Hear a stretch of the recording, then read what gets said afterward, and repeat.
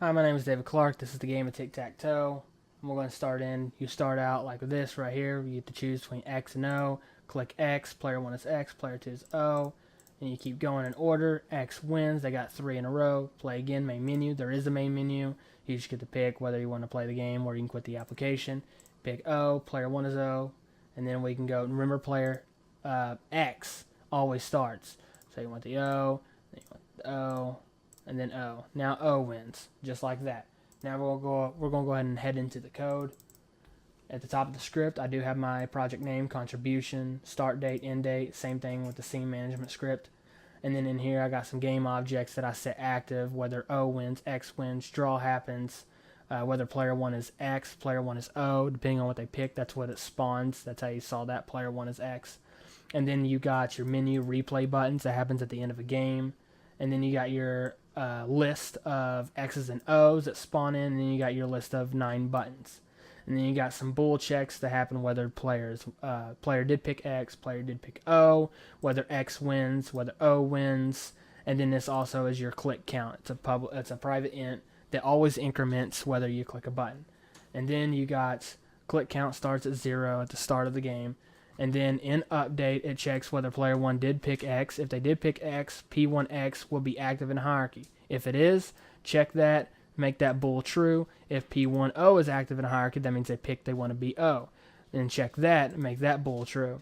And then you go down here, and then we're just always constantly in update, checking to see if any of the 8 ways of winning are active. So for example, you have all these buttons, and then all the symbols of X's and O's are actually inactive, but they're behind the buttons. If you click a button and X0 is sent to active, which is the top left, and let's say the bottom right is set to active, and if the middle X is set to active, that is a cross. That will mean X wins. P1 is true because X did win, and then spawn in that replay and that menu button. And it does that for all 8 possible ways of X winning. And then after that, bam, there's all 8 possible ways of O winning. If none of those are true, it will run this if statement. If click count equals 9, that means 9 buttons are pressed.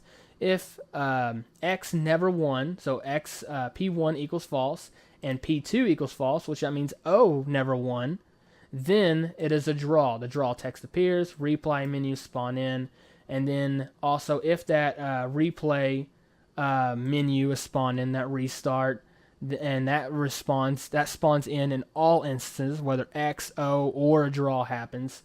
You want all those buttons, those 9 buttons that spawn in X's and O's, to be non-interactable. So I set that interactable to false.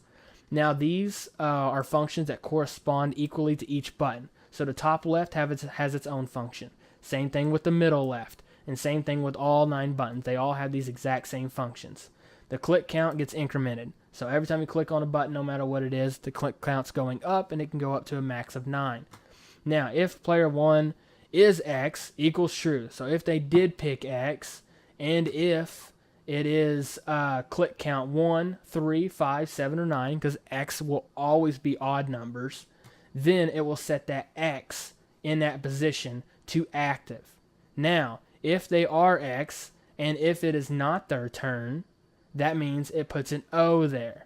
Now, if they are O, if 2, 4, 6, or 8, that means it's their turn, then set an O active. And if it is not their turn, it will be an X. Same thing with every single one of these.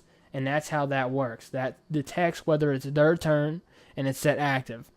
Now, over here is a scene manager. This is how main menu, the restart, the play, the exit is all happening. Those buttons run this function right here, and then I just type in the name of the scene that I want it to load.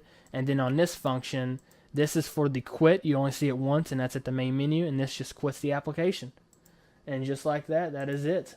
And that's how this game works. Thank you for watching.